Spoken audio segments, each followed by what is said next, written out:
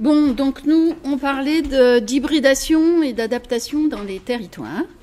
Et on l'a travaillé donc à partir de l'exemple de Marie et de Virginie, mais aussi avec Farah qui est au premier rang là-bas, qui fait son stage dans le cadre du projet Format, et en prenant aussi l'exemple de Vanessa pour compléter les présentations. Donc en gros, la question qu'on se pose, c'est est-ce que l'hybridation confère aux formes d'organisation agricole et alimentaire, je vais garder ce terme-là qui est un peu barbare, mais qu'on aura peut-être à qualifier, est-ce que l'hybridation confère à ces formes d'organisation agricole et alimentaire une capacité d'adaptation ? Et donc, on va revenir d'abord sur la question. On a construit une grille d'analyse en la déroulant d'abord sur justement l'étude de cas de la filière Carrefour. Donc, on va vous proposer la grille et on va l'illustrer sur ce cas-là. Et puis, on a appliqué cette grille aux autres études de cas et ça nous a donné un certain nombre de choses qu'on retrouvait dans les différentes études de cas, donc qu'on a posé un peu comme premier résultat et comme piste de recherche. Donc, d'abord, par rapport à cette question sur hybridation-adaptation, je pense qu'on aurait pu faire aussi le même schéma que Pierre, l'hybridation conditionne l'adaptation, qui conditionne l'hybridation et sa boucle. En tout cas, on n'a pas approfondi la question de l'adaptation comme condition de durabilité des systèmes, on le prend comme un postulat. Donc on est bien dans ce cadre d'analyse de l'adaptation comme condition de la durabilité des systèmes, que les systèmes, ça soit des systèmes socio-écologiques, des systèmes d'exploitation, des systèmes alimentaires, des territoires, des filières. Donc on s'appuie sur la biblio qui existe sur ces questions-là. Ce qui nous intéresse, c'est d'analyser cette adaptation par rapport à des changements profonds qui sont en cours. On pourra parler de l'incidence des changements climatiques sur pas mal des systèmes qu'on analyse. Teresa Pinto-Correa a parlé des transitions paysagères. Et là, quand on parle de système alimentaire, on est bien sur des nouvelles attentes de la société des consommateurs qui induisent un certain nombre de changements et auxquels les systèmes doivent ou peuvent s'adapter. Donc on va plutôt focaliser notre questionnement sur l'hypothèse que l'hybridation de ces différents modèles dont on parle, qui coexistent, confère aux formes d'organisation agricole et alimentaire une capacité d'adaptation au changement. Donc est-ce que c'est vrai dans tous les cas ? Comment ça fonctionne ? Et sachant qu'on peut aussi voir le processus un peu comme l'hybridation qui serait le moteur, un peu le déclencheur, le facteur de l'adaptation, ou l'hybridation comme façon de renforcer la capacité d'adaptation des systèmes, ou comme le résultat de tout un processus d'adaptation. Bon, on verra bien aussi que selon le moment auquel on regarde le processus, on va peut-être le voir comme le résultat du processus ou plutôt comme le déclencheur, mais du coup de prendre le temps de spécifier pour chacun des cas. Donc en gros, la grille d'analyse qu'on a proposée, c'est en fait la grille de questionnement qu'on s'est posée sur ces relations entre hybridation et adaptation. Alors peut-être quelque chose pour parler un peu de changement d'échelle et de niveau d'organisation. En fait, on a d'abord qualifié les niveaux d'organisation en se disant on a tous travaillé avec un certain nombre d'acteurs, que ce soit des agriculteurs ou des entreprises. Donc il y a le niveau des acteurs individuels, voire collectifs si on s'intéresse à l'INTA ou des choses comme ça. Mais on a aussi des réseaux d'acteurs, que ce soit le réseau des acteurs des cumin ou que ce soit le réseau de commercialisation sur l'exemple de Pise avec Rosalien. Et puis, il y a un autre niveau d'organisation auquel on s'intéresse parfois, c'est la filière, où d'autres se sont rentrés directement avec des questions sur le territoire. Mais en gros, selon les différentes études de cas, On peut rentrer plus spécifiquement sur certains acteurs à l'échelle d'un territoire, ou sur certains acteurs dans une filière, ou seulement sur les réseaux d'interaction entre acteurs. Mais ça vaut vraiment le coup, chaque fois, de préciser à quelle échelle on parle. Donc du coup, je vais utiliser le terme niveau d'organisation pour ne pas confondre avec ce qu'on disait tout à l'heure. Et donc, ça nous paraissait d'abord important de caractériser ces différents niveaux d'organisation, qui sont les acteurs parties prenantes, quelles sont les caractéristiques de la filière ou des ressources territoriales, de façon à ce qu'on puisse qualifier les formes d'hybridation par rapport aux caractéristiques de ces différents niveaux d'organisation. Et en fait, que l'hybridation, elle peut être aussi la combinaison de plusieurs modalités d'hybridation aux différentes échelles. Et donc, c'est important de regarder ça ensemble. Après, on s'est posé la question, toujours pareil, ces différentes combinaisons, ces différentes hybridations aux différents niveaux d'organisation, est-ce que ça amène des capacités d'adaptation des acteurs eux-mêmes ou de la filière qu'ils ont construite ou du territoire dans lequel ils sont insérés? Donc, se poser cette question-là spécifiquement. Et puis, comme on est sur le développement territorial dans le colloque, de se poser la question de, finalement, quels sont les enjeux de développement territorial auxquels ces formes d'hybridation amènent une certaine capacité d'adaptation pour contribuer au développement territorial et en termes de durabilité de ce territoire, de pérennité de la forme d'organisation elle-même ou de l'initiative qu'on étudie dans l'étude de cas. Donc voilà, différentes étapes dans les questionnements. Et du coup, ce qu'on a proposé, c'est de vraiment le dérouler sur l'exemple de Virginie et de Marie, de façon à ce que vous voyiez bien les points de questionnement qu'on s'est donnés, et puis de pouvoir rebondir après sur les différentes études de cas. Merci. Donc du coup, alors il y a un certain nombre d'éléments qui ont déjà été mentionnés par Pierre, donc on va revenir un peu dessus. Donc pour rappel, le cas de la filière engagement qualité Carrefour, c'est une filière qui implique une petite vingtaine d'éleveurs, une laiterie et une ancienne de la grande distribution qui est donc le groupe Carrefour. Et donc cette filière, elle produit des fromages de la fourme d'Ambert et du bleu d'Auvergne qui est vendu sous marque filière engagement qualité Carrefour et qui sont produits à partir de lait tout foin, donc de vaches nourries à l'herbe et au foin, et commercialisés dans les carrefours français, dans les magasins français. Et si on se positionne plus à l'échelle au niveau du territoire, c'est un territoire qui se caractérise par la présence de prairies et puis de systèmes de production à l'herbe, donc déjà existants. L'existence aussi de savoir-faire traditionnels qui se traduisent notamment par la présence d'appellations d'origine protégée, et puis de savoir-faire aussi qui étaient existants, on va revenir dessus, dans la laiterie en termes de transformation. Et puis une des spécificités de ce territoire, c'est cette laiterie qui est en fait une PME indépendante. Une indépendance, elle est relative parce qu'elle appartient quand même à un groupe, mais un mini-groupe, et ça reste une entreprise familiale, et qui a une échelle limitée par rapport à d'autres groupes que sont les gros groupes laitiers type Sodial, Lactalis, qui sont aussi présents sur ce territoire.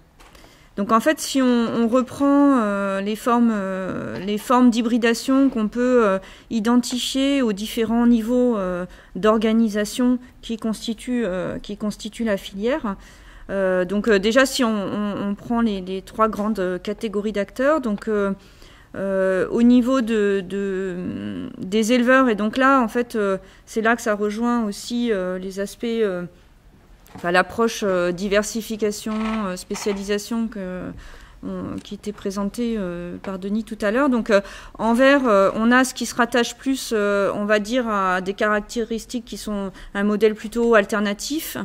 Alors après, à voir ce que ça veut dire.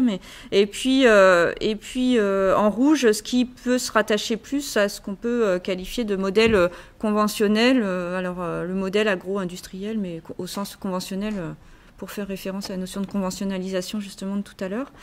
Donc du côté des éleveurs, finalement, en fait, quand on regarde, on se rend compte que cette hybridation, elle se fait par le biais d'une coexistence entre des pratiques de production qui relèvent plutôt d'un système alternatif et des modes de distribution qui, du coup, relèvent plutôt du modèle conventionnel, avec parfois une mobilisation, enfin une diversification justement de ces modes de commercialisation avec de la commercialisation en circuit court et en circuit plutôt circuit long. Sachant que le circuit long, en gros, c'est la vente à la laiterie, quoi.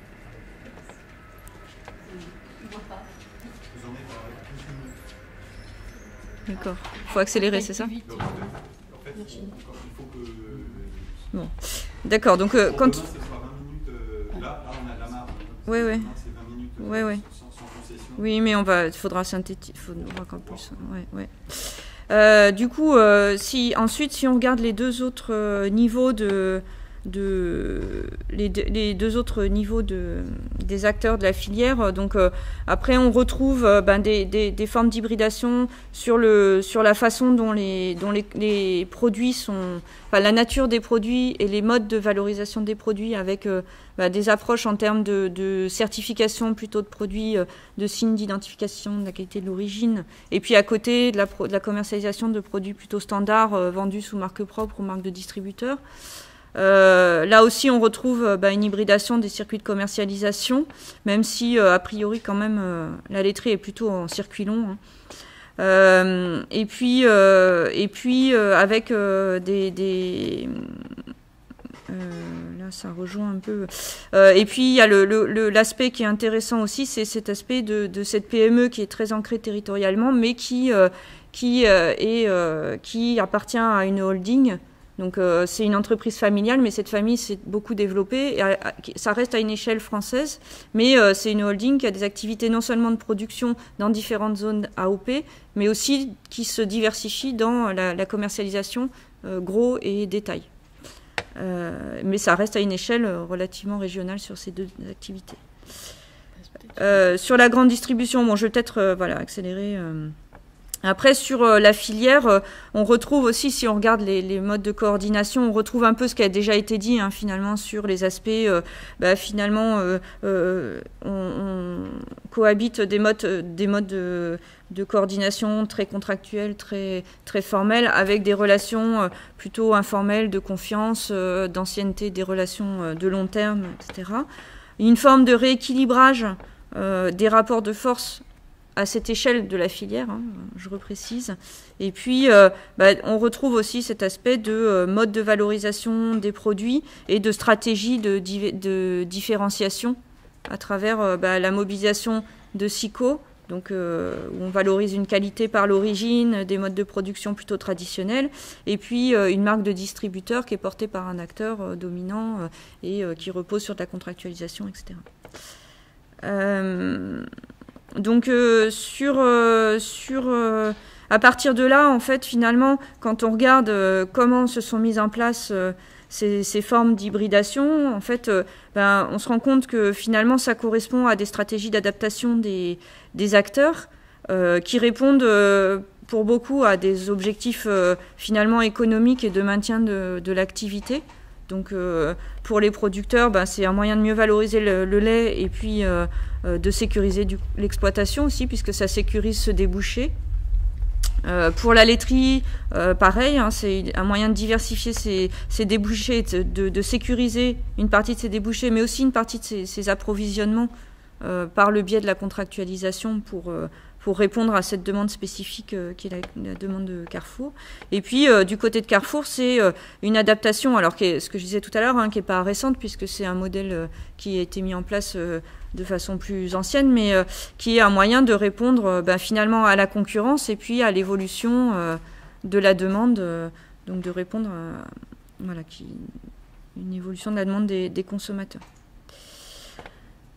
En termes de participation au développement territorial, donc là finalement, alors on n'a pas étudié ça dans le détail, donc on n'a pas de résultats précis, mais on peut considérer que c'est par le biais du maintien d'une activité de production agricole et d'une activité de transformation, il y a un maintien de l'activité sur le territoire et donc une forme de participation au développement économique, ou au maintien de l'activité économique et du coup aussi peut-être de l'aspect présentiel sur le territoire. Je maîtrise moins bien.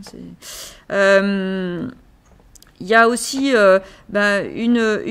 finalement, à travers le développement de ces pratiques, ce qu'on va appeler tout foin, on peut considérer que c'est un renforcement de certaines pratiques d'élevage qui peuvent être considérées comme favorables à l'environnement. Alors après, sous conditions. Et puis il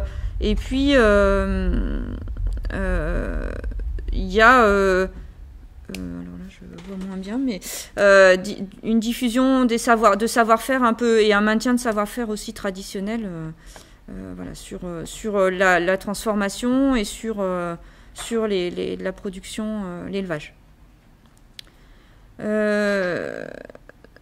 Donc, en termes de pérennité de l'initiative, quelles sont les conditions de pérennité de cette initiative? Donc du coup, c'est permettre de limiter en fait l'exposition au risque pour les exploitations, en sécurisant les débouchés, en limitant l'impact du prix des intrants et de la variabilité de ces prix. Là,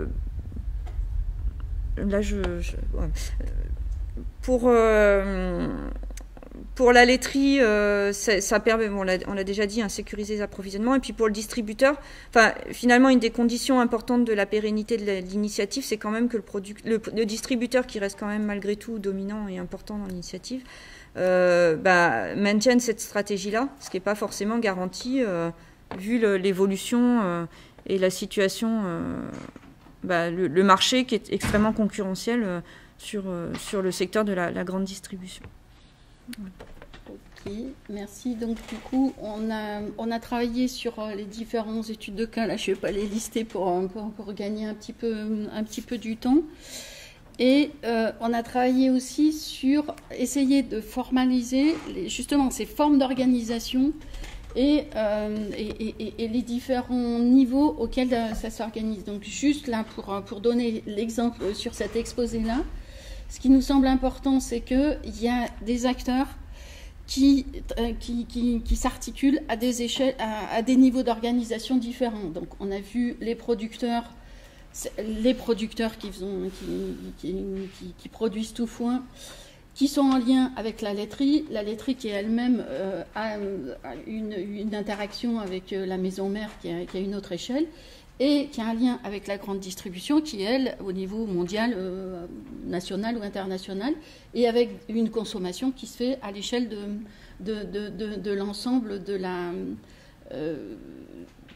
au niveau national. Donc ça veut dire que, d'une part ici, on voyait bien l'articulation entre des systèmes de production plus traditionnels et un mode de commercialisation qui est plus conventionnel. Mais avec les autres exemples, on voit aussi arriver des niveaux assez structurants en termes de communauté, par exemple pour le Faxinais au Brésil, ou l'arrivée de nouveaux acteurs qui, participent à cette hybridation des modèles. Et c'est pour ça que je disais tout à l'heure, il n'y a pas qu'un modèle conventionnel qui s'hybride avec un modèle alternatif, mais il peut y avoir des formes assez différentes.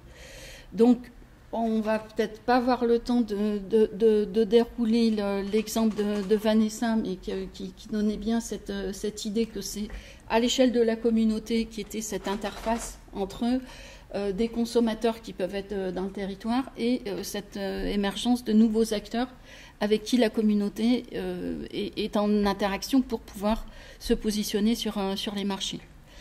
Et donc, en fait, on va plutôt garder Les résultats qui sont communs aux 6 études de cas rejoignent un certain nombre de questions qu'on a déjà évoquées et qui nous semblent importantes à qualifier, où on voit que les modalités d'hybridation, elles reposent sur une grande diversité de combinaisons de formes d'hybridation, c'est-à-dire ça peut se combiner à l'échelle des pratiques de production, à l'échelle du système de production dans son ensemble, dans les interactions avec la commercialisation, dans les modèles économiques qui sont derrière, dans les relations avec des nouveaux acteurs, etc. Et donc, on a effectivement besoin de caractériser ces différentes hybridations aux différentes échelles et de bien spécifier qu'est-ce que c'est qui s'hybride et sur quoi porte l'hybridation. Ensuite, ce qu'on a vu dans chacun des cas, c'est que ces modalités d'hybridation, elles articulent chaque fois des échelles, enfin des niveaux d'organisation différents. Il y a toujours un rapport au local, mais c'est aussi avec l'extra-local, dans l'exemple de Teresa, les nouveaux venus de la ville, ou avec des systèmes beaucoup plus globaux, que ce soit la grande distribution, ou que ce soit dans le système des Fashion Nice, avec les enjeux liés à la gestion des forêts, qui est une question plutôt à l'échelle mondiale.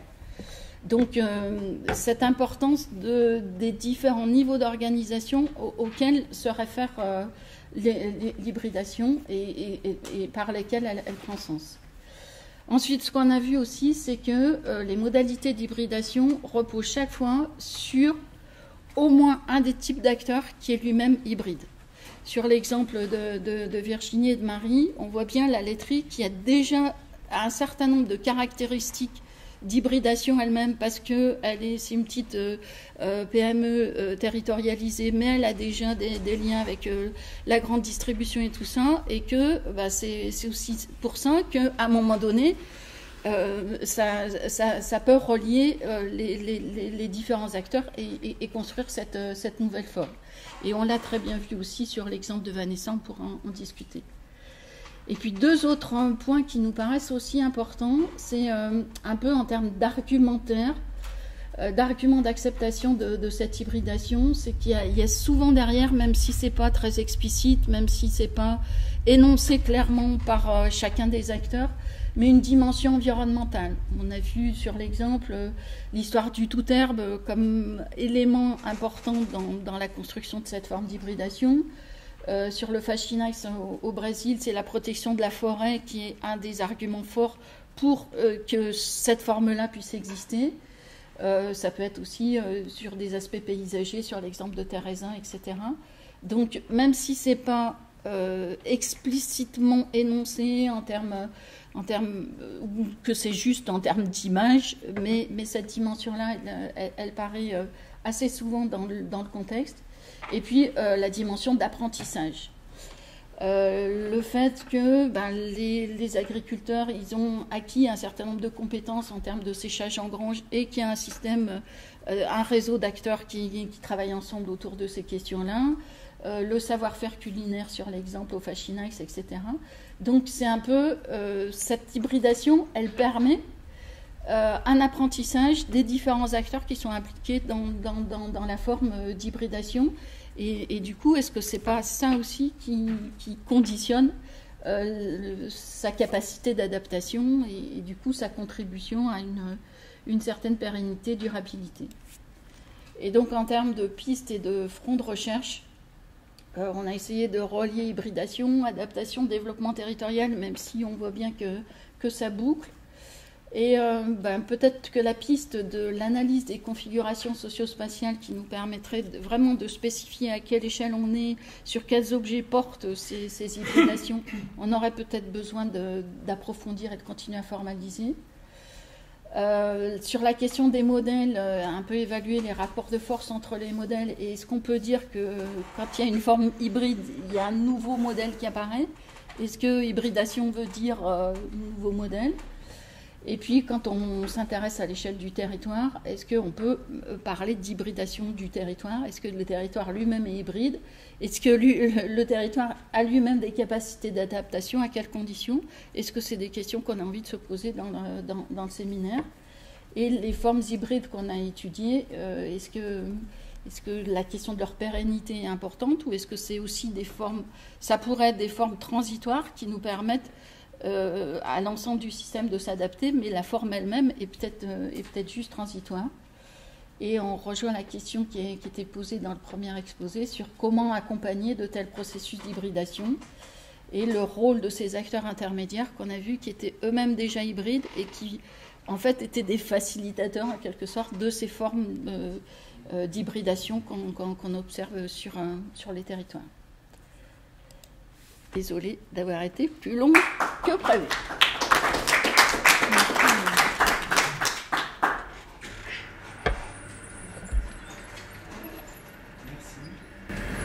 Donc, vous avez 25 minutes, et je pense qu'il y a matière à gagner sur la présentation du cas. Oui, non.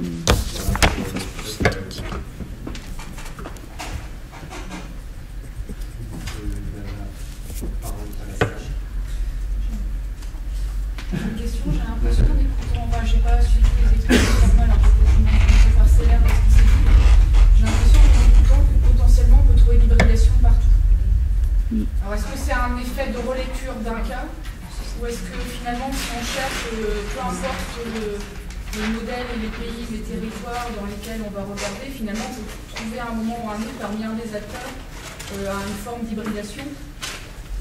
Voilà, ça m'interroge en fait sur finalement on peut en avoir de partout quoi. Si on parle notamment à l'échelle des exploitations agricoles, certains notamment éleveurs en agriculture biologique peuvent avoir des systèmes de référence techniques ou des systèmes de valeur d'une part issus du bio, d'autre part issus du modèle plus conventionnel. Après, du coup, est-ce que l'hybridation finalement est complètement liée à la coexistence quoi. Il n'y a pas coexistence sans hybridation et pas hybridation sans coexistence. Après, quand tu lis la littérature sur système alimentaire, système alimentaire alternatif, en fait, en gros, de plus en plus, tu as beaucoup d'auteurs qui disent qu'on peut pas, que les modèles purement alternatifs, en fait, que finalement, on est toujours dans des modèles plus ou moins hybrides. Après, je pense tu tends plus ou moins, même une firme multinationale quelque part, elle a toujours plus ou moins une activité à un moment sur un territoire donné et qui s'adapte à ce territoire parce que du coup, moi j'ai tendance à me dire qu'effectivement, il y a des idéotypes et puis que, je sais pas.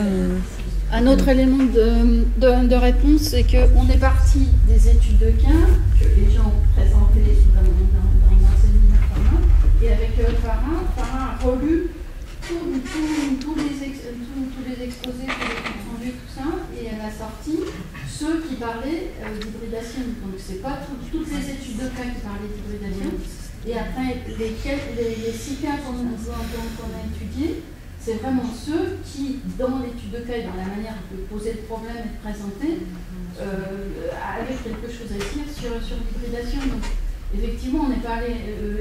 Est-ce qu'on parle d'hybridation chaque fois qu'il y a un agriculteur qui fait un peu qui mélange un petit peu de type? Non, on est bien parti des études de cas en fait.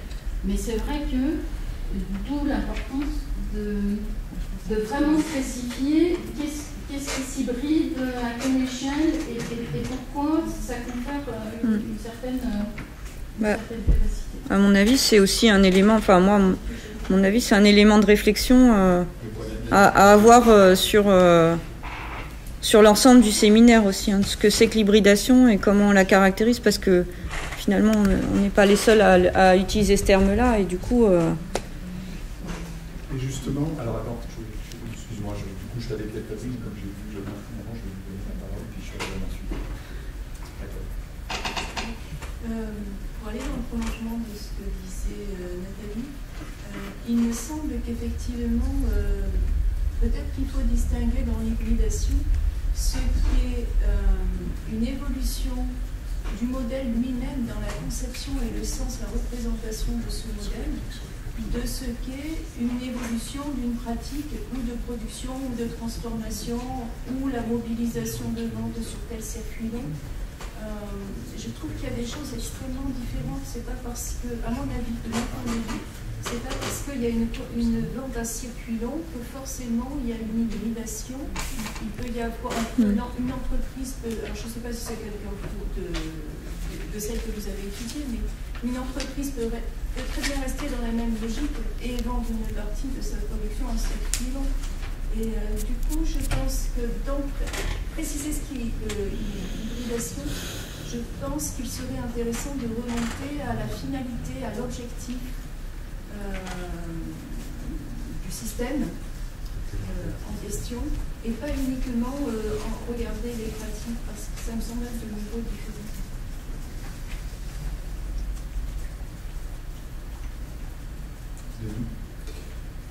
Oui, toujours dans la continuité de ça, j'ai l'impression que ce terme hybridation est peut-être le plus nouveau parmi les quatre, le moins utilisé en fait dans notre champ en tout cas. Et certes, vous êtes parti des études de cas qui spontanément mentionnaient ce terme. Et en fait, est-ce qu'en retour, en conclusion, vous pouvez nous dire si vous avez vu une certaine cohérence, consistance entre la façon dont les papiers qui s'en emparent utilisent le terme? Est-ce que vous pouvez, après avoir fait ce travail, proposer quelque chose pour nous aider à préciser ce que serait l'hybridation des modèles agricoles et alimentaires? Parce qu'il peut y avoir des gens qui, dans leur cas, évoquent des dynamiques qui correspondent à ça, mais sans utiliser le terme. Il peut y avoir aussi des cas qui utilisent le terme parce qu'ils commencent à être un peu dans l'air, on le capte, on l'utilise, et qu'est-ce qu'on en fait? Et je crois que c'est à cette étape, comme c'est le plus novateur, je pense, des quatre concepts, et ce serait intéressant, si peut-être pas d'ici demain, mais on peut dire que c'est un chantier, d'essayer de repréciser hybridation. Pour moi, hybridation, il y a quand même deux lignées différentes. Donc il y a quelque chose avant qui ne s'était pas produit, il y a quelque chose de nouveau, et puis on parle de vigueur hybride, je ne sais pas s'il faut mener l'analogie plus loin, mais est-ce qu'il y a quelque chose de nouveau? À un moment, tu as cité, tu as dit, est-ce que c'est de l'hybridation ou de la cohabitation? Parce qu'on a vu, nous on a parlé dans notre présentation de coexistence passive. Bon, la coexistence passive et l'hybridation, c'est pas pareil. Donc, est-ce qu'il y a quelque chose de... Enfin, là, je pense que le cas Carrefour le montre bien, il y a quelque chose quand même assez fort qui apporte de la vitalité au développement territorial, en effet, qui rebat les cartes un peu. Voilà, si vous pouviez éventuellement dire quelques mots en conclusion, dire comment, après cet exercice, quel regard vous portez sur l'hybridation, ou qu'est-ce que vous proposez qu'on se donne comme objectif pour préciser ce que ça veut dire. Alors, je ne vais pas répondre à ta question, peut-être que le débat permettra. Juste, il y a quand même l'idée qu'on n'arrivait pas à parler d'hybridation. Enfin, dans les séminaires, on avait beaucoup de difficultés à parler d'hybridation des modèles. C'est pour ça qu'on a dit, coexistence des modèles, ok, mais on voit de la concurrence jusqu'à l'intégration, il y a la coexistence des modèles, mais à quel endroit y a-t-il des combinaisons entre différents modèles? Et du coup, on a classé toutes les études de cas qui ont été présentées, et quand les gens ne parlaient que de coprésence, ou quand ils parlaient de concurrence, on ne les a pas pris en tant que forme hybride. Et donc, du coup, effectivement, c'est bien l'hybridation des formes qu'on a étudiées. Et là aussi, quand on s'est aperçu qu'on analysait, par exemple, la forme de la filière Carrefour, en fait, on s'est aperçu que l'hybridation, elle se faisait aux différentes échelles. On a vu que c'était au niveau des agriculteurs où eux, ils combinaient déjà des systèmes, des pratiques différentes, mais aussi que la laiterie, elle combinait des choses différentes. Et c'est tout ça, en fait, qui donne cette propriété d'hybridation. Donc, on ne peut pas définir l'hybridation comme une seule chose, etc. Et donc, c'est pour ça que nous, on a proposé de dire on redécompose vraiment ces formes hybrides pour pouvoir les qualifier, parce que pour nous, on ne sait pas comment. Alors, attends, si vous me permettez, Laurent, Toujours dans le même sens, et je rebondis aussi sur la question des lignées. J'avais déjà pointé dans la séminaire. D'ailleurs, du coup, je me permets de t'interrompre, parce que j'ai noté la première lignée, mais je vois pas où est la deuxième. Je n'ai pas bien saisi dans la lignée, en fait, ce que c'est dit. au sens Non, mais... comment dire, de croisement. C'est-à-dire que Ouais, des mais... lignées pures que tu vas croiser pour faire des hybrides. Non, mais non, c'est pas ça. C'est tout à l'heure Denis qui disait, je vois deux lignées différentes dans l'hybridation. Il y a quelque chose de nouveau et j'ai pas. L'hybridation, c'est le fait qu'il y a deux lignées qui préexistent. Parce que moi, je suis pas biologiste. Et qu'il y a un mélange. Non, mais c'est plutôt dans parler. Ouais. Il y a deux formes qui sont relativement claires. Ouais. Et qui se fusionnent. Oui, je ne faisais pas allusion à deux formes d'hybridation, mais je disais l'hybridation. Oui, non, mais de deux origines, c'est ça. Ouais, mais du coup, c'est quoi? C'est pour qu'il y ait l'hybridation, il faut qu'il y ait préexistence de deux choses. De deux choses que dans la sémantique, on dit en général des lignées pures. Ça c'est parce que tu as un référentiel génétique. Oui. On est d'accord. On est obligé de se référer à ça. Néanmoins, je vais aller jusqu'au bout parce que c'est le lien avec le cadre de nos modèles a priori au départ. En fait, ce sont nos modèles théoriques. Et là, dans la présentation qui vient d'être faite, en fait, nous partageons cette observation qu'on a l'impression que tout est hybride. Donc, si tout est hybride, je pense que ça doit nous amener à re-questionner nos modèles théoriques de départ.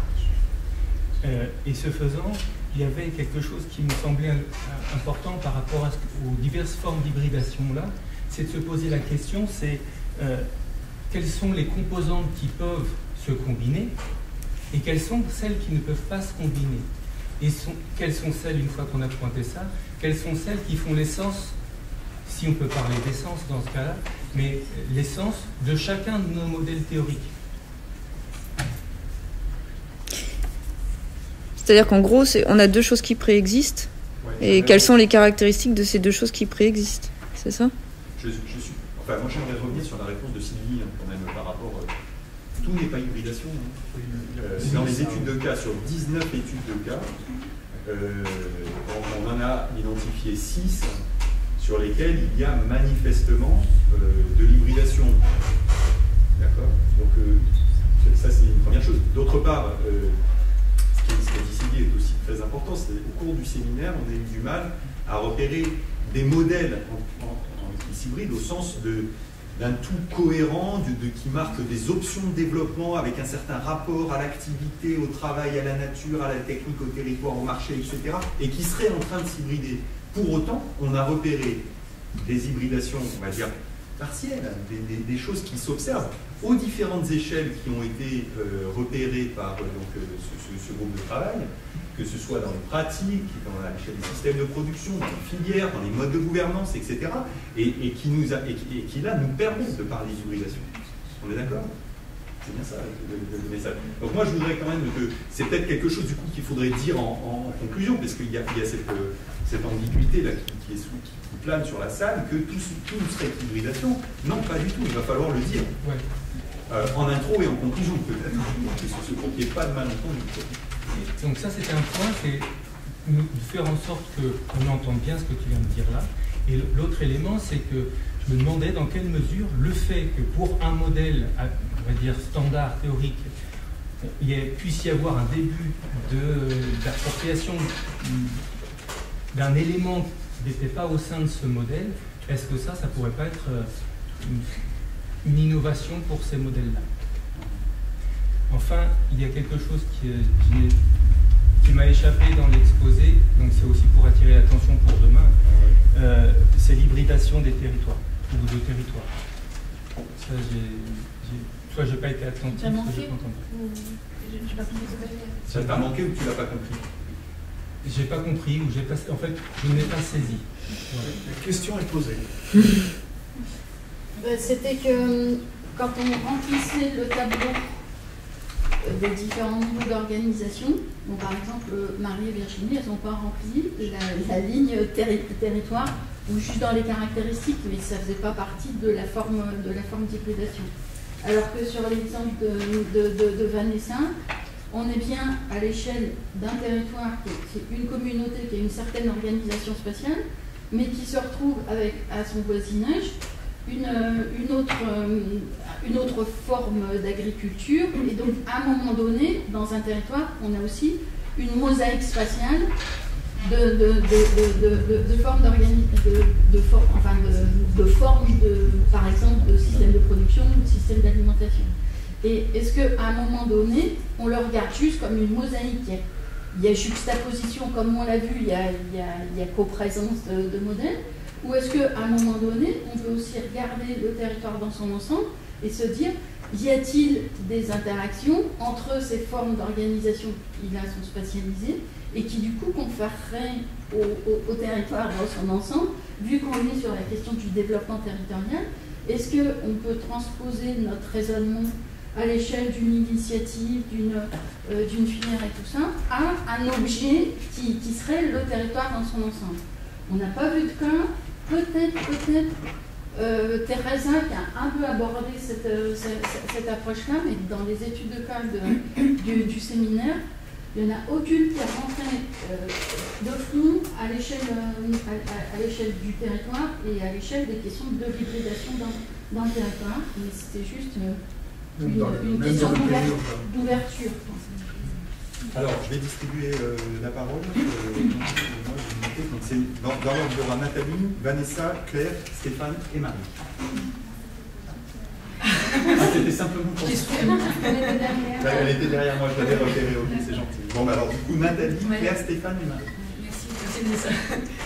J'ai une question, j'ai cru comprendre tout à l'heure, tu disais, vous avez dit que vous n'avez pas retenu la concurrence, enfin dans les études de cas, vous n'avez pas retenu les études de cas qui parlaient de concurrence, parce que c'était pas une forme d'hybridation. Enfin, comparé à l'exposé de Pierre, effectivement, qui introduisait peut-être un côté un peu potentiellement négatif ou des effets négatifs de l'hybridation, là vous avez une vision très positive, globalement. Et moi je me demande pourquoi est-ce qu'il n'y a pas de concurrence quand il y a hybridation en fait. Je ne suis pas sûre. Non, je n'ai pas dit qu'il n'y avait pas de concurrence. J'ai marqué l'hybridation, j'ai dit qu'on n'a pas pris des cas de concurrence comme qui ne parlait pas d'hybridation. Qui ne parlait pas d'hybridation. Mais la concurrence peut avoir l'hybridation, ça n'a pas dans les éléments des formes de concurrence en facteur. C'est des l'hybridation, il faut que la forme elle dure un certain temps. Mais ça n'empêche pas qu'il y ait des formes de concurrence entre acteurs, pour moi. C'est pour ça que j'étais pas sûre de comprendre en fait dans ce que tu avais dit. C'est pas les mêmes. C'est pas les mêmes objets pour moi. Enfin, c'est pas la même chose. Enfin, moi, on parle pas la concurrence, ça a un effet de forme d'interaction entre des acteurs qui ont une forme de concurrence. Et pour moi, c'est pas de la même nature que l'hybridation. Les acteurs peuvent s'interroger, il peut y avoir la concurrence à un moment entre ces acteurs. À quelle échelle est-ce qu'on parle de la concurrence entre les acteurs ou on parle de la concurrence de cette forme d'organisation qui est composée de différents acteurs? Donc, tu peux très bien avoir des acteurs concurrents, mais à un moment donné, dans l'exemple, la laiterie elle est peut-être en concurrence avec une autre laiterie sur mais je suis pas sûre. Carrefour, mais n'empêche, à un moment donné, la forme qu'on a étudiée, elle a existé, et c'est ça qui nous intéresse. Mais cela dit, je suis pas sûre que, enfin, sur un même, si on prend des stratégies un peu hybrides, je suis pas sûre qu'il n'y ait pas une forme de concurrence même en interne. Enfin, sur un système d'exploitation, par exemple, je suis pas sûre qu'il n'y ait pas une forme de concurrence entre le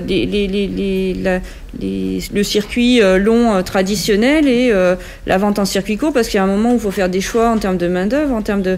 Mais du coup, je sais pas. À mon avis, on parle pas de la même chose, quoi. Puis la concurrence, c'est quoi? Est-ce que c'est la concurrence entre acteurs sur le marché? Est-ce que c'est, enfin, c'est. Du coup, pour moi. Claire.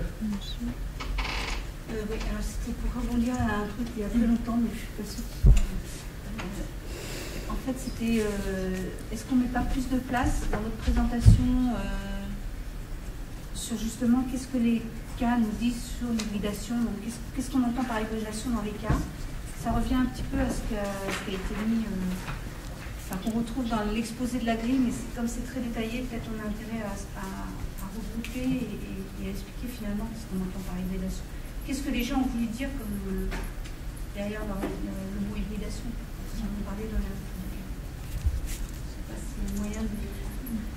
ça que enfin, on est parti parce que les gens ont dit, mais là on a refait une interprétation, on a fait une relecture des cas, et c'est pour ça que du coup, on a trouvé, enfin moi j'ai trouvé nécessaire de travailler sur le dessin graphique de la forme d'organisation pour qu'on spécifie bien de quoi on parle et ce qu'on a regardé sur bon, peut-être si on reprend le même exemple, c'est bien ça qu'on regarde, c'est-à-dire ce qu'on regarde, c'est cette laiterie qui articule, qui s'appuie sur des agriculteurs qui ont un certain type de pratiques et de systèmes de production et qui commercialise, qui commercialise avec un grand distributeur qui a aussi sa stratégie, etc. C'est juste ça qu'on regarde, ce qui ne veut pas dire qu'il y a plein d'autres. Par exemple, là, il peut y avoir concurrence entre les agriculteurs qui font le tout foin et puis les autres, par exemple, au moment où ils sont sortis des cumas d'ensilage ou des choses comme ça. Mais le processus qu'on regarde, c'est cette forme-là d'organisation qui nous paraissait une forme hybride, quoi. Ce qui ressort, c'est quand même le besoin de bien identifier ce que c'est que l'hybridation. Ça me semble pas clair, parce que si on prend le cas, enfin, bon. Alors, ouais, soit c'est très court parce que tu es dans le prolongement, mais sinon il y a un tour de parole. Oui, on le respecte. Et donc Stéphane. Merci. Alors deux points très courts. Alors, Pierre, tout d'abord, tu disais tout à l'heure qu'en fait, au cours des séminaires, il n'avait pas été possible d'identifier les grands modèles qui pouvaient s'hybrider au sein de ces séries. Constater des hybridations en tant que telles de grands modèles. Et qu'il avait été dur de révéler les modèles en eux-mêmes. Non, on peut révéler des grands modèles. Par contre, des situations où il y aurait mise en œuvre de ces modèles dans leur forme. L'émergence d'un nouveau modèle qui serait le résultat de deux lignées qui se sont hybridées, ça c'est moins évident. Au sens d'un modèle qui serait qui s'affirme comme un tout cohérent et qui relève d'une convergence, de cette convergence qui est mentionnée par la etc., mais d'une convergence, d'un renouveau assez fondamental des principes sous-jacents à un modèle agricole ou un modèle alimentaire. Ça, on ne l'a pas vu. C'est ça ce que je disais. Ce qu'on observe, c'est des hybridations partielles, celles qui nous sont explicitées dans des études de cas, etc. Mais un véritable modèle qui serait un milieu... Alors, si, un petit peu, ça a été quand même... C'est peut-être là où on l'a le plus commencé à démarrer, on a commencé à le voir, excusez-moi, je l'ai dit. Mais c'était un projet qui démarre également, c'est les systèmes alimentaires du milieu. Et donc là, est-ce que dans ces systèmes alimentaires du milieu, il n'y a pas une hybridation qui relève d'un nouveau modèle?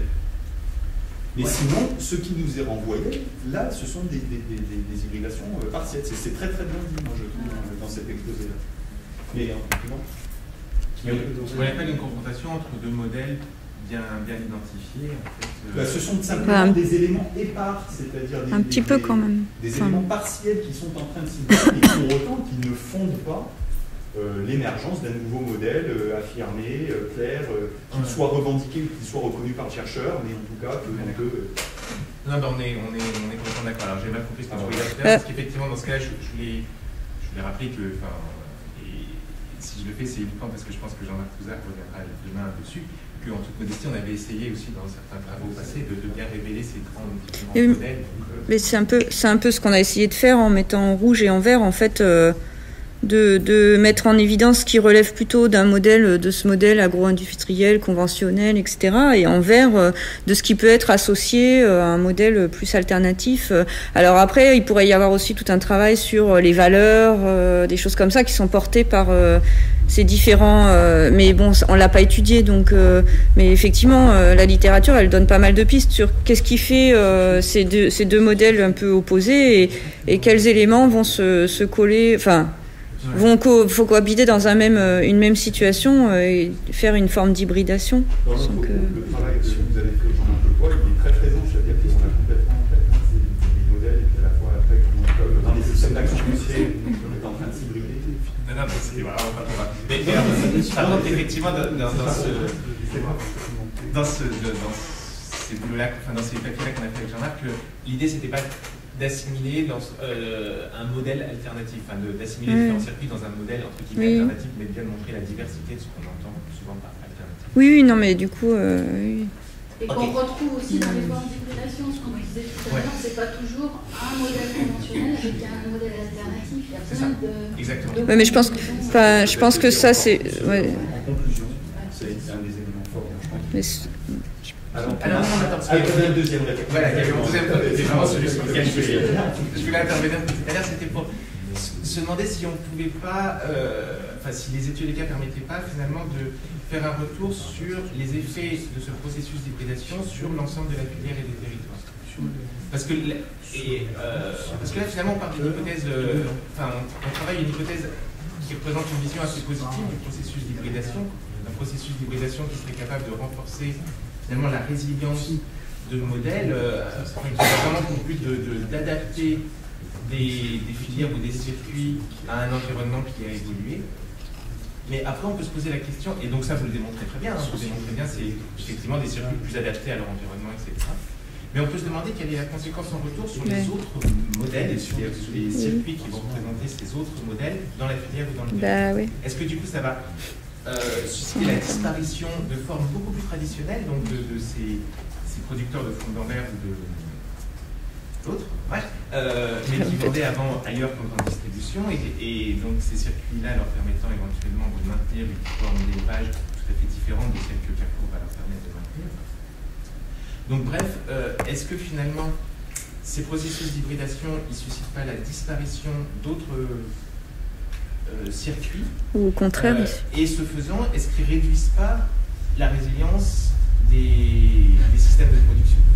Parce que donc là, vous voyez quand même vraiment le côté positif de processus d'hybridation qui va plutôt renforcer cette résilience, mais est-ce qu'on pourrait avoir aussi un peu le revers de la médaille sur le fait que les entre guillemets formes pures disparaissent et que ces entre guillemets formes pures permettaient aussi de maintenir certaines formes de production?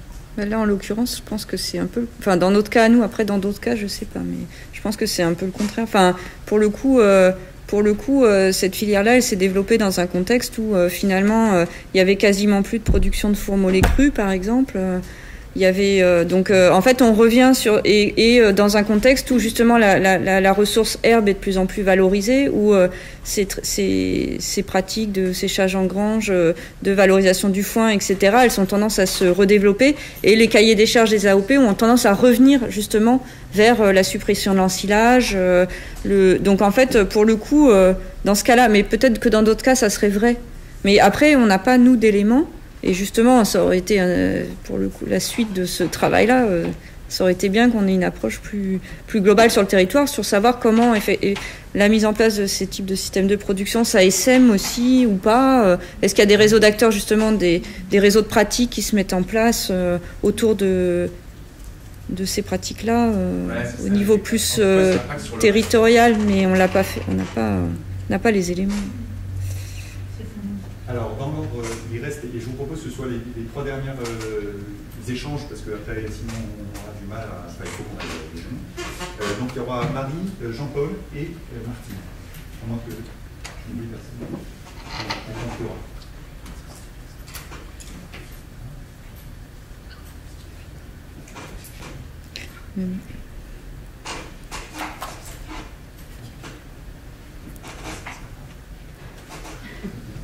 Bon, allez va. Non, mais du coup, allez-y. Tout à l'heure, il y avait c'est Laurent qui disait l'échelle du territoire, on ne la voit pas pour qualifier l'hybridation, ou même l'adaptation d'ailleurs. Je ne sais pas exactement ce que ça veut dire. Oui, du coup, ça m'évoquait une question en fait plus générale, qui est de se dire que, à entendre les différents exposés, je me disais du coup, pour aborder la question de la coexistence des modèles en lien avec le développement territorial, on a tous passé en revue différents niveaux d'organisation. Alors on sait que s'intéresser aux acteurs, à leur pratique, la stratégie, c'est important. Des actions collectives ou des filières, des initiatives, des démarches, c'est important aussi. Le territoire, c'est important. Et puis on a nos 4 notions, là, hybridation, adaptation, innovation, transition. Et voilà, je me dis, mais en fait, toutes ces notions-là, est-ce qu'on doit les instruire à toutes les échelles ou est-ce qu'on arriverait à faire le lien entre ces différentes notions, mais sans les instruire à toutes les échelles? Je ne suis pas très claire, mais ça me renvoie aussi au commentaire de Stéphane qui dirait finalement la question de l'hybridation de ces interactions à l'échelle du territoire, on n'arrive pas à s'en saisir vraiment, et pourtant c'est important, mais comment est-ce qu'on s'en saisit? Ce que je veux dire, c'est est-ce qu'on n'a pas, tout ensemble, là, une des sorties du séminaire, est-ce que ça n'a pas un cadre d'analyse qui permet de croiser, de voir comment on aborde ces différentes notions, à quelles échelles il est pertinent de les instruire, et comment on fait le lien entre tout ça pour évaluer, rendre compte de la coexistence des modèles à l'échelle du territoire. C'est un prochain problème. Voilà.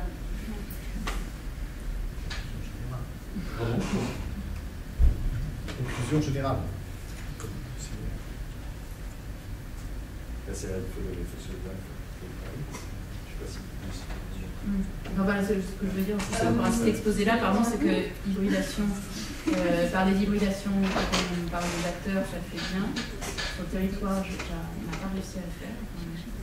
Et l'adaptation, on a eu des débats entre nous aussi. Est-ce qu'on peut parler des adaptations pour autre chose que des acteurs? Mon idée, c'était que c'était cette forme d'organisation hybride dont on pouvait parler d'adaptation de cette forme-là. Et on a eu un débat avec Virginie Marie parce qu'elle parlait uniquement de l'adaptation des acteurs composants de cette forme d'organisation. Moi, je me disais, mais si vraiment on pense qu'il y a une propriété qui est apportée par l'hybridation de cette forme d'organisation, alors on devrait pouvoir qualifier en quoi est-ce que cette forme-là, elle est plus adaptée que d'autres, ou est-ce qu'elle participe à un processus d'adaptation, et donc si on ne peut pas le dire, il nous manque quelque chose dans l'analyse. Sauf qu'en fait, cette forme-là, elle s'est pas adaptée. La filière, elle s'est pas adaptée puisqu'elle est arrivée, pour le coup, elle s'est construite et elle n'a pas... Cette forme-là, elle ne s'est pas adaptée. Il peut y en avoir d'autres, mais celle-ci, en l'occurrence, sur ce cas-là... N'empêche que si on raisonne à l'échelle de tout le territoire du parc du Prado-Forez, on peut imaginer que l'existence de cette forme-là apporte un élément d'adaptation des exploitations du territoire et que c'est peut-être pas la réponse unique, mais que ça apporte un plus à l'échelle du territoire et une capacité d'adaptation des exploitations de ce territoire. Est-ce qu'on peut aller jusque-là, en sachant qu'effectivement, dans l'étude de cas, la question ne s'est pas posée, mais si on avait un protocole qui nous permette d'aller plus loin, est-ce que ça ne vaudrait pas le coup de se poser cette question-là? Et même du coup d'aller se poser jusqu'à ce que du coup c'est très court. Est-ce que là du coup c'est pas un vrai nouveau modèle? Moi je trouve que la question la remarque qui éclairait le fait que il n'y avait plus de possibilité de faire vivre ce modèle à travers les autres circuits, parce que le poussé de tourneau vers l'électrique, etc. ne se produisait plus au territoire. On peut du coup essayer de voir ça comme un nouveau modèle aussi, dans le sens où l'ancien modèle n'existait plus, avait disparu. Oui. Il n'était pas complètement... Il n'avait pas complètement disparu. Sur les questions qu'on se posait en un peu en aparté sur l'hybridation, on se demandait si finalement, dans les exemples qu'on a eus, mais j'ai repris aussi les exemples de l'huile d'argan au Maroc, etc., si finalement dans ces cas d'hybridation, on n'a pas la captation par un modèle industriel de pratiques traditionnelles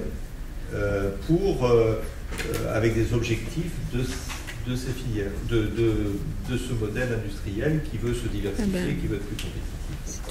On peut le laisser croire si on prend le carrefour dominant, mais sur l'exemple de Vanessa, c'est pas du tout simple. Et donc, il y a plein d'autres exemples où on n'est pas sur la captation par le modèle dominant on avait ça sur le Maroc. J'avais l'inverse, effectivement, sur les fromages en Corse. Mais ça renvoie un peu à l'histoire de conventionnalisation, pour le coup, pour moi. Bon, ça renvoie à ces débats sur ce que ça veut dire que ces acteurs-là se saisissent de valeurs, de modèles de production qui sont... Mais ça, c'est à nouveau si on raisonne uniquement sur le modèle conventionnel qui absorbe des caractéristiques d'un modèle alternatif censé être plus ouvert et tout ça. Sur l'exemple du Faxinac du Brésil, c'est quand même une société traditionnelle qui, par le fait que, par ses pratiques de production, elle est en capacité de gérer la forêt native du territoire, qu'il y a le ministère de l'Environnement qui reconnaît cette société traditionnelle comme capable de gérer cet espace-là. Et donc c'est bien cette combinaison de quelque chose qui arrive, qui n'a rien à voir avec le conventionnel ou pas le conventionnel. À la limite, ça donne à cette communauté-là la capacité de se maintenir et de coexister à côté des modèles agro-industriels qui sont limitrophes. Mais du coup, on n'est pas du tout simplement dans une combinaison entre un modèle conventionnel qui absorberait des éléments de modèles alternatifs. Je suis pas simpliste dans ce sujet, mais est-ce qu'on va... c'est plus de l'analyse économique, est-ce qu'il ne faudrait pas aller... Est-ce que finalement tout ça ne va pas vers quand même un renforcement de l'orientation, c'est-à-dire l'intégration au marché, des dynamiques. Alors est-ce qu'il y a... ça renvoie aussi à la question du poids et de l'impact, pour moi, de la discussion qu'il y a eu au départ sur le fait qu'on n'avait pas une vision assez globale des grands mouvements et qu'on ne resituait pas ces initiatives qui sont très localisées. Du coup, là, la question, mais ça, c'est sur le cas spécifique de cette filière avec Carrefour dedans, qui est, est-ce qu'en fait, ça ne contribue pas à renforcer le modèle conventionnel parce que justement, ça donne une légitimité mais après, c'est pas le cas pour les autres situations. C'est celle-ci spécifiquement. Alors après, effectivement, ça pose la question de ces situations-là où on a des déséquilibres assez forts et certains types d'acteurs qui sont présents, quoi. Mais c'est pas le cas dans les autres. C'est très intéressant, ça, de la manière dont vous le présentez. La question de la définition de l'hybridation oui. me semble rester posée, quoi. C'est pour et ça. on a tourné autour du pot parce qu'on n'arrive pas à la trouver dans les études de cas, effectivement. Effectivement. Non, moi, c'est juste une remarque par rapport à la suite. Il me semblait que s'il y a une suite un jour aux réflexions sur les hybridations, qu'il pourrait être intéressant de faire un lien à la ville, aux dynamiques urbaines d'une part. Quel poids ça a par rapport aux formes, et là je rejoins Sylvie, aux formes d'hybridation dans les territoires, suivant ces relations urbaines et zones rurales. Et l'autre point, c'est sur le lien, je ne sais pas si vous l'avez fait, avec l'évolution des systèmes alimentaires à une échelle peut-être plus large que le territoire donné. C'est des points qu'on a abordés dans d'autres entrées, et là, le lien avec l'hybridation, il me paraît moins, enfin, je le vois moins. Mais par contre, je pense que c'est quelque chose d'intéressant à explorer.